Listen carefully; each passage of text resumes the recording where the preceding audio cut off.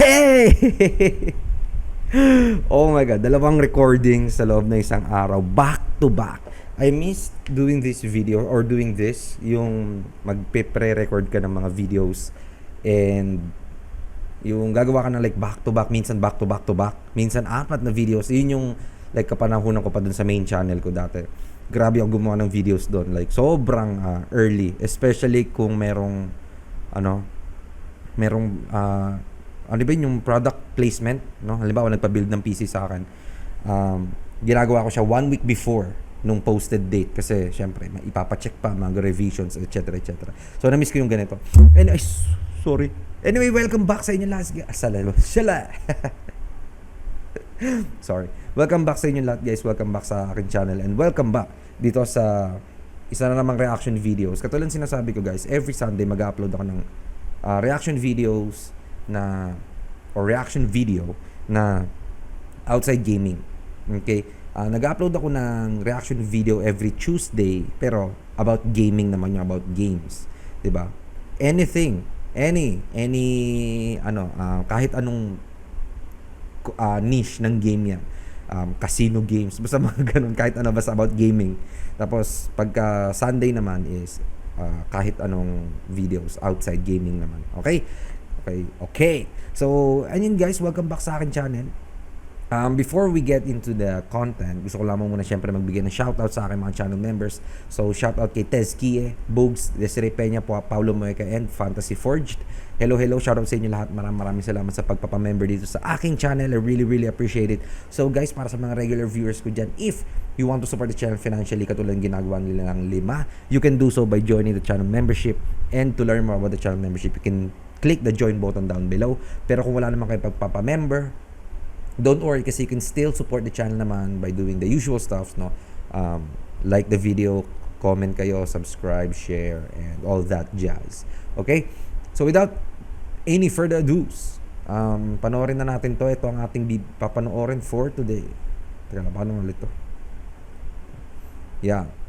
So, this is the strange assassination of the Korean president. Okay. Bago pala yun, gusto ko lamang muna syempre magbigay ng backstory lang, like isang minuto lang muna. Every Sunday kasi, or every weekend in general, lagi kong pinipilit na hindi mag-work. Okay. Pero nagde-develop kasi ako ng Ragnarok server. So, yung Sabado, nag-work ako. So, ginagawa ko, every Sunday talaga ako nag-work. So, ang ginagawa ko every Sunday is, nanonood ako ng kung ano-anong series, kung ano-anong movie, nanonood ako ng anime, and nanonood din ako ng mga YouTube videos. Ito yung kadalasang ginagawa ko talaga every Sunday. So, napag-isip-isip ko, why not gumawa ng content na since manonood na lang din naman ako, o mag-react na lang ako. Ganun. And it so happened, no, na mahilig ako sa K-pop.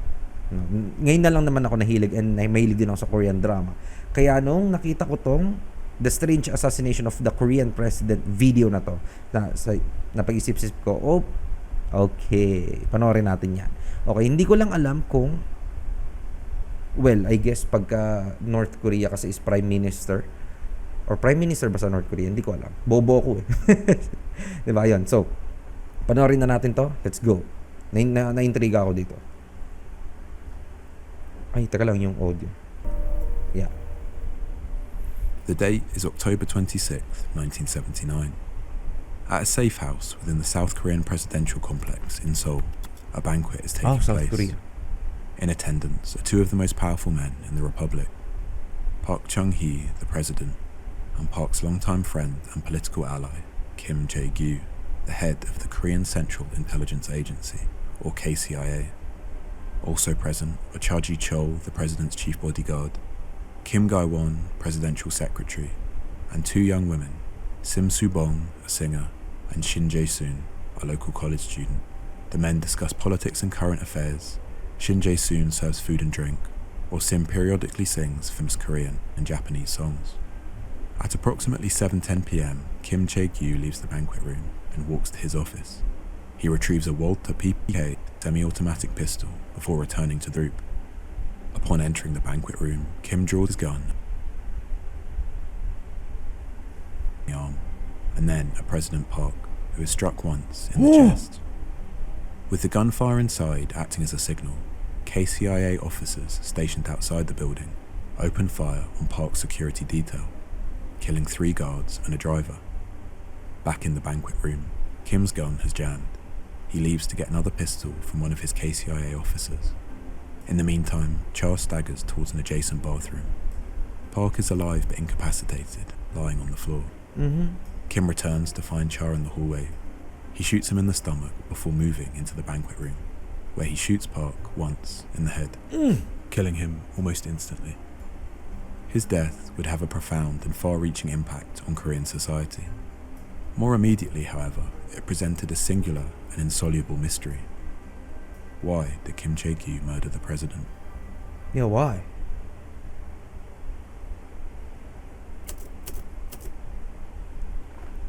In the immediate after. Okay. So, may gusto lang akong sabihin.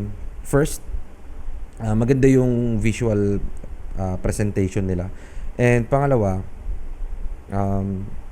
buti na lang hindi niya dinamay yung iba. Well, based dun sa pagkakasabi sa introduction, ang binaril lang is yung dalawang tao lang, yung president tsaka yung isa, nakalimutan ko kung ano siya, sorry. Nakatakbo yung isa papuntang bathroom daw, 'di ba? Adjacent bathroom. Tapos yung president is pinatay niya.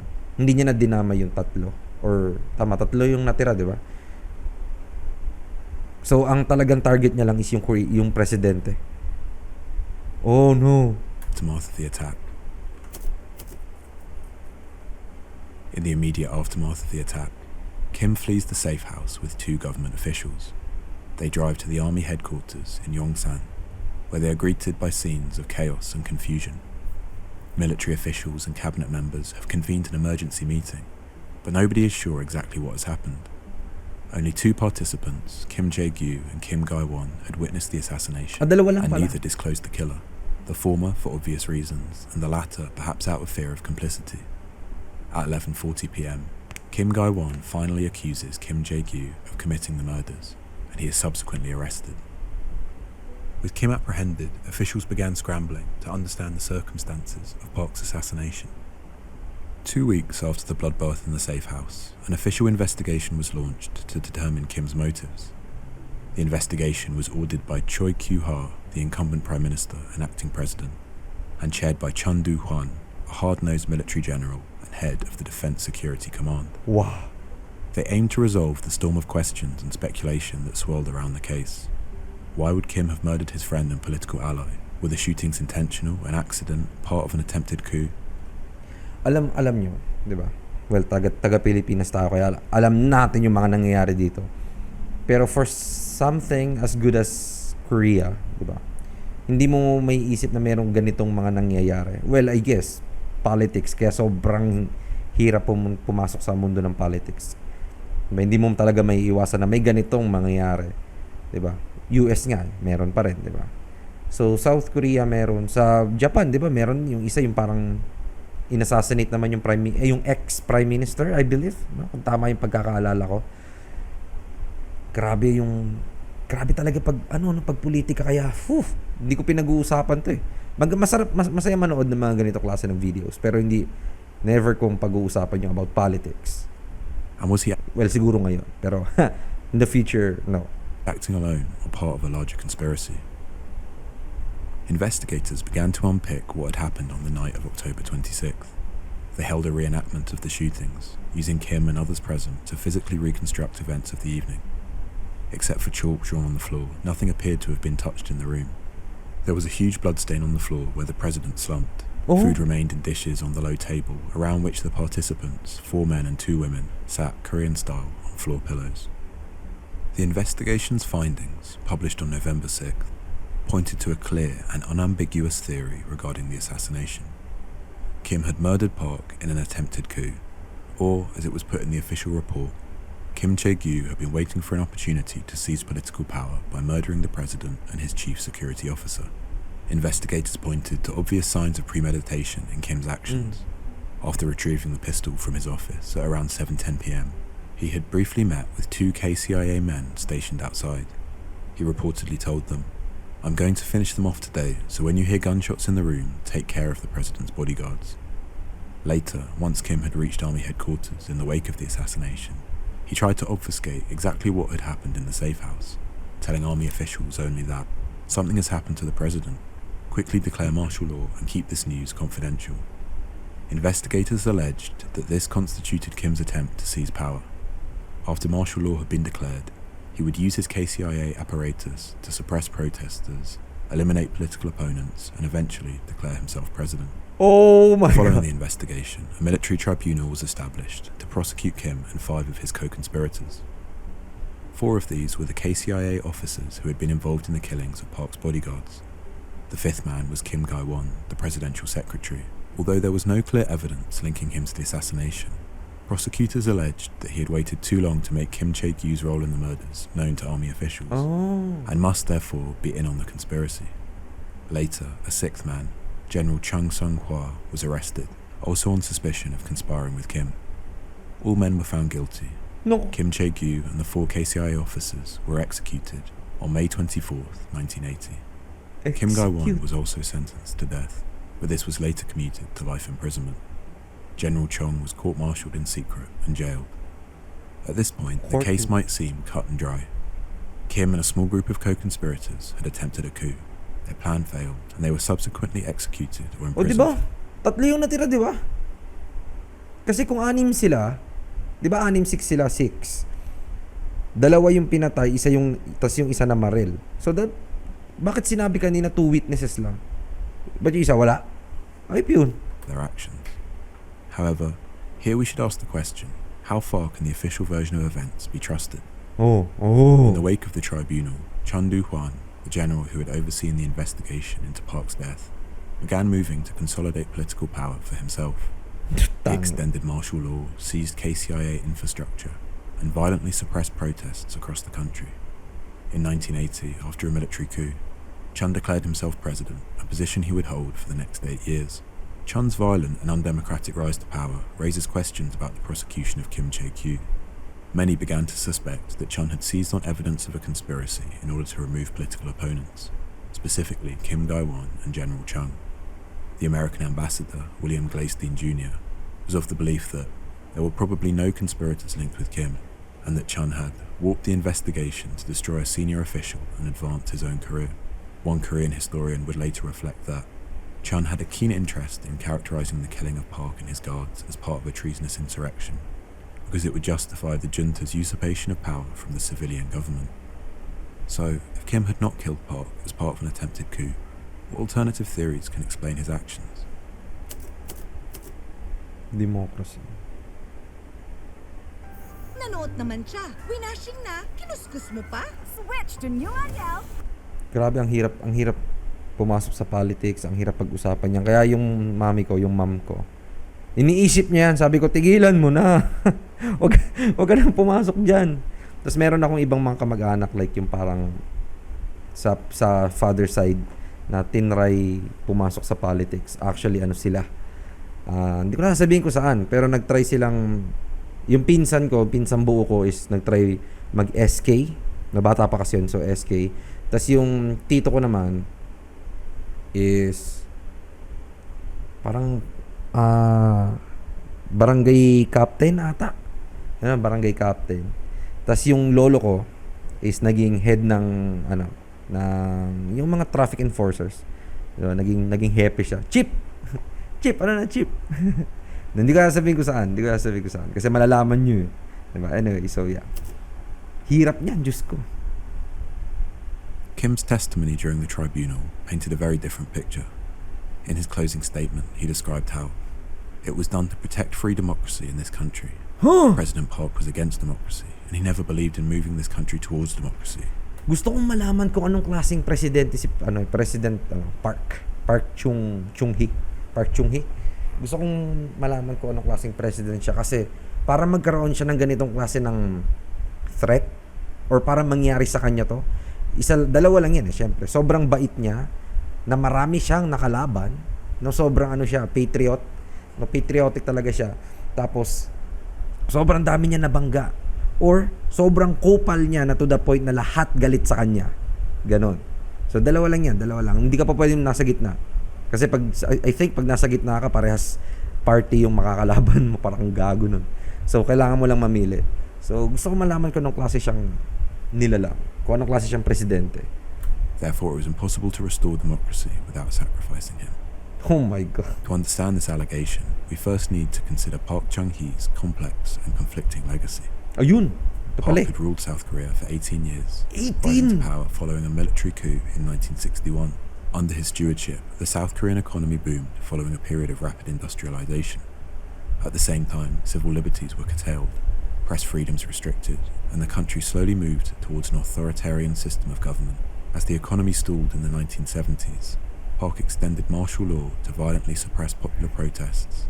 He altered the constitution to increase his powers and began to run unopposed in elections. Sounds familiar. Feeling ko nakaka-relate ako dito. Okay, I think kupal siya. I don't know. Yun lang yun. Based lang dito sa so far information na na-gather natin. Di ba? And I think, hindi ko pinagko-compare ha, pero meron din tayong parang ganyan na naging presidente. Na yung tipong in-extend yung martial law. Di ba? Tapos general din. Ay, hindi ko alam pala kung general to si President Park. Pero, meron siyang, yung sa atin merong military background ata. I mean, hindi ko naman naabutan yun, di ba? And also, wala akong interest na malaman. Wow. By 1979, all pretense of democracy was gone. Park ruled as dictator. Kim maintained Yes, meron tayong ganyan. that he was uncomfortable with Park's growing authoritarianism, that Park had begun to display a dangerous and bloody ruthlessness. The moment na naging dictator ka sa isang country is kahit sobrang bait na tao is aayawan ka. Kahit yung taong maintindihin, yung grabe, sobrang lawak ng, or sobrang tindi ng pag-iintindi, no? Mawawalan ng, ano sa'yo, mawawalan ng ulirat. Hindi ko alam. Sana nagigets yung gusto ko sabihin, di ba? Oh my God. Nawalan na katulad sinabi parang kanina. Nawalan ng press freedom. So, nawalan ng ano ba to? Parang tinanggal yung yung freedom of speech sa press. No, yung press is parang media ata, kasama ata yung media sa press. 'Di ba? So, regulated lahat ng lalabas na article, lahat ng lalabas na sa dyaryo, yung mga ganon is regulated, kailangan is hindi against sa government. I mean, I don't know. Ay, ganun yung pagkakaintindi ko sa mga ganitong klase ng tao. Kasi ganito yung nangyari din sa atin. Hindi ko nasasabihin kung sino. Alam niyo yan. During the banquet, the group had discussed recent mass protests in the southern city of Busan. Park allegedly told Kim that, if something like Busan happens in the future, I will personally give the order to open fire. Charji Chol had added, I will Would you be so upset about killing 1 to 2 million demonstrators? personally give the order to open fire. Charji Chol had added, Cambodia didn't give a damn even after killing 3 million people, so why should we be so upset about killing 1 to 2 million demonstrators? Kim argued that this conversation demonstrated Park's despotic tendencies, and he therefore acted to end one-man rule and restore democracy to this country. He said he had sought to kill Mr. Park for years. He denied that he had wanted to become president. However, the idea of Kim, the radical Democrat, is not entirely convincing. We must consider his role at the head of the KCIA, a national intelligence service which was, at that time, responsible for maintaining Park's rule via the imprisonment of political dissidents and crushing of popular protests. It would be a strange and sudden change of heart for a man whose entire career had been built on the suppression of core democratic values. Biglang, biglang mapapaisip na, kakampi ba kita? Bakit bigla ka nag-iba ata? Diba? Nakakapagtakin, baka siya pa yung mapagtripan ng presidente. Ang hirap ng ganyan. Hindi, oh my God, yung wala kang, hindi mo masabi yung gusto mo sabihin kasi dahil may mga quote-unquote rules na kailangan sundin. Oh my God, bro. Murder his friend and ally in the name of democracy. This was one of the many reasons that ordinary Koreans struggled to understand Park's assassination. The different motives postulated during the tribunal just didn't seem to make sense. In the confusion, many began to look elsewhere for alternative explanations, including towards South Korea's most prominent geopolitical ally. Since the start of the Korean War in 1950, the United States had emerged as a critical South Korean ally. The Americans viewed the relationship as a key strategic counterbalance to the Communist North and used their economic and military might to support the South Korean government.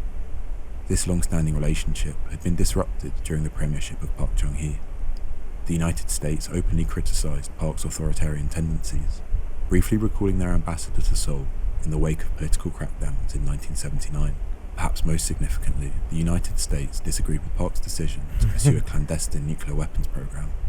US President Jimmy Carter saw South Korean nuclearization as a major threat to non-proliferation in East Asia and Grabe. applied diplomatic pressure to dissuade Park from the enterprise. This combination of factors created something of a crisis for US-Korean relations. In the eyes of the Americans, Park had become a liability, his policies pushing the Republic further towards despotism, popular unrest, and nuclear war. It was no surprise then when observers began to suspect American involvement in Park's mysterious assassination. Clement Zablocki, chairman of the House International Relations Committee, speculated that there might be blood on American hands. This claim was not entirely baseless. Kim had ties with several American diplomats. He was close with Robert Brewster, the CIA chief in Seoul, and regularly met with Gleysteen Jr., the ambassador. In fact, the pair had met on the afternoon of October 26th, just hours before the shooting. Later, during his interrogation, Kim alleged that a former American ambassador told him that President Park had been in power too long, and Gleysteen would consider Hello, I'm his back. memoir. May kumatok, tinignan ko lang. Nandun pala si aking mother. Okay, tuloy natin. Ambassador told him that President Park had been in power too long, and Gleysteen would concede in his memoirs that Kim might have construed our words and actions to mean that we anticipated the end of Park's rule and would not be unhappy to see him depart. The connection between Kim and the United States is undeniable, but is there any evidence of direct American involvement in the assassination? As far as we can tell, not really. Declassified documents from the US Embassy reveal how out of the loop the Americans were in the aftermath of the incident. We still do not know whether the stunning events of October 26th were a well-planned military coup, a more limited elimination of a leader, or simply a bizarre incident, but the result is to create a situation of uncertainty. Let's imagine for a moment that the United States truly had engineered Park's assassination. We would expect to see efforts to install a US-backed leader, someone who would be more responsive to demands from Washington. This never happened. Other problems relate to the idea of premeditation. All three theories that we have analysed postulate that Kim had planned his actions, that the assassination was the result of a long and well-organised conspiracy, whether as part of an attempted coup, an effort to promote democracy, or a US-backed plot to remove the president. However, this clearly wasn't the case. Kim only informed his men about the assassination minutes before it actually occurred. Likewise, he seemed to have no clear plan in the aftermath of the shooting.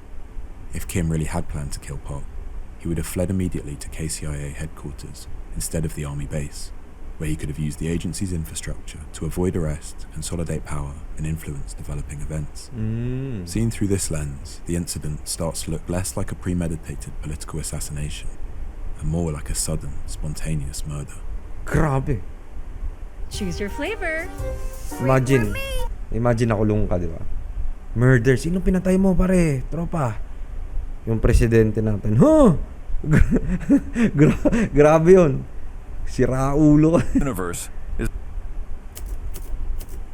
To properly understand this theory, we first need to investigate the other key victim on the night of October 26th, Cha Ji-chol.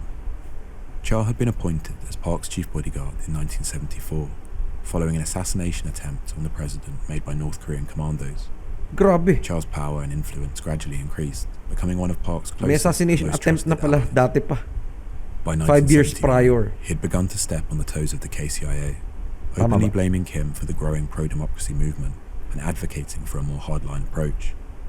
Kim was faced with a difficult situation. His long-time position as Park's closest advisor had been usurped by Cha, whose influence had slowly poisoned the president against him.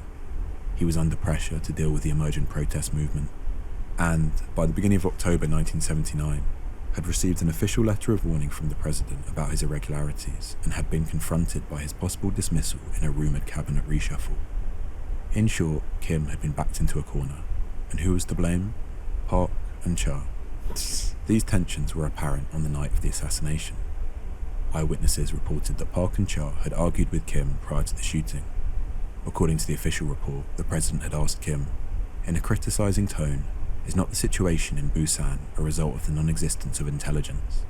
Later, at about 7 p.m, Kim Jae-gyu had become agitated when Mr. Cha began to criticize him for incompetent handling of the martial law proclamation in the Busan area. 10 minutes later, Kim left to retrieve a pistol from his office. Shortly after this, right before opening fire, he had indicated towards Cha and shouted, "Your Excellency, how can we run things properly when we have to conduct politics with an insect like this?"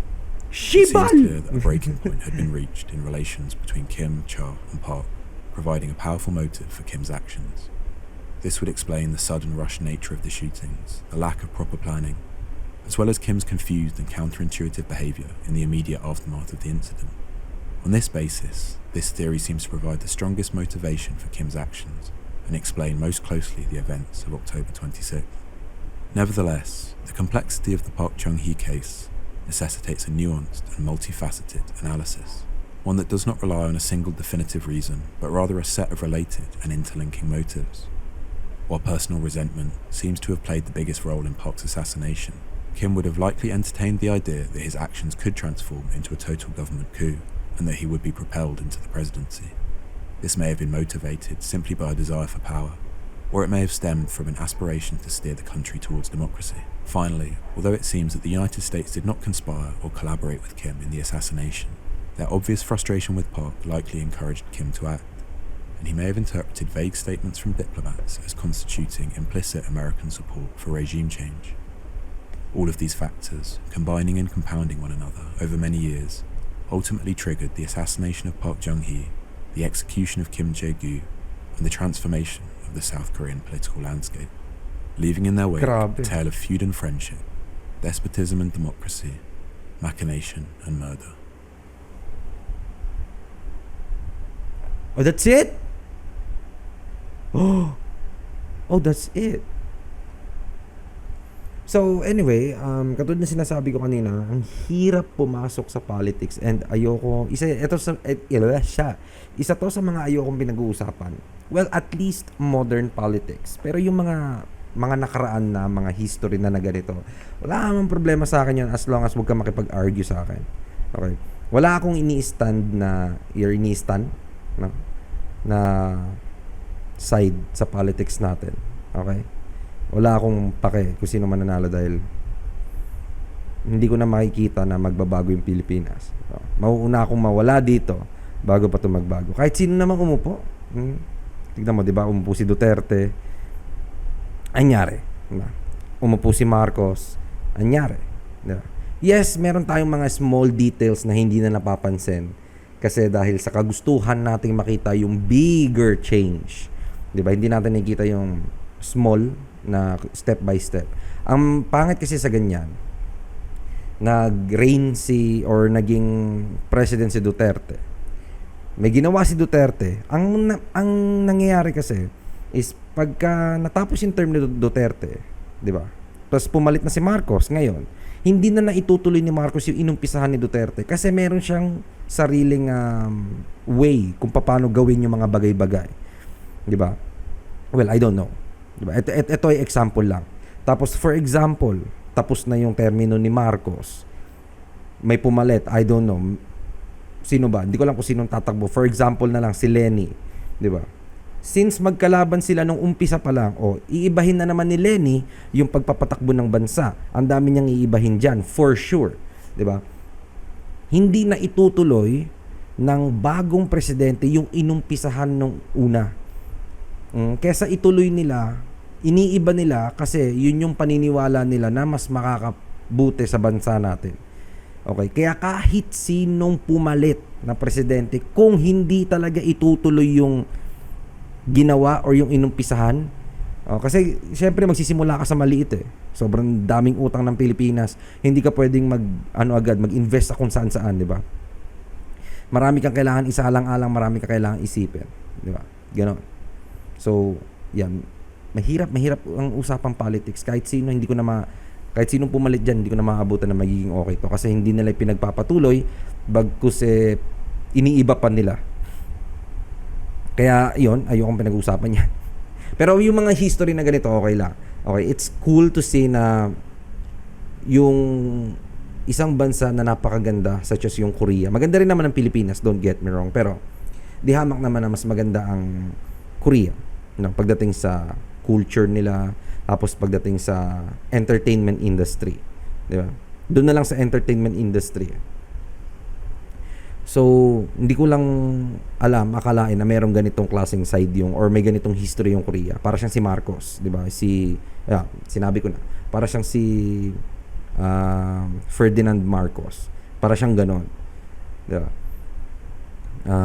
Kaya yung sinasabi ko kanina na medyo, and parang nakaka-relate ako kasi ganon. Okay? So, anyway, that is it for the video. Ayun yung the strange assassination of the Korean president na si Park Chung-hee. Yeah, President of South Korea. Okay, so guys, maraming salamat sa panonood. What do you think about this video? Again, yung original video link is nasa description down below. So if guys, no, meron kayong mga random videos na gusto nyong panoorin natin dito sa ating channel, 'di ba? Just let me know, comment nyo lang sa comment section down below. Mga suggestions nyo, recommendations nyo. And also nga pala guys, yung meron na tayong Discord, yung Discord link natin is nasa description down below din. Pwede kayong join sa ating Discord server, tapos pwede tayo dong mag-usap, and kung gusto niyo ng faster communication, like for example, oy, mag-react ka sa ganito. Yan, sige, panoorin natin yun. Okay. So, maraming salamat sa panonood guys. Once again, no, if you like this video, please hit the like button and comment kayo ng mga suggestion nyo. Subscribe kayo dito sa akin channel for more videos in the future. Share nyo itong video na to para sa iba na rin. Malaman nila na may ganitong klase ng presidente pala sa may katulad pala si Marcos sa ibang bansa. Okay? And yeah, if you want to support the channel guys financially, you can do so by joining the channel membership. And to learn more about channel membership, yung mga perks na is nasa description lang. Just click the join button down below. Okay? So I believe that is it. That's it. Maraming salamat sa panonood guys. Once again, my name is CJ and I will see you all in my next video. Thanks so much guys for watching.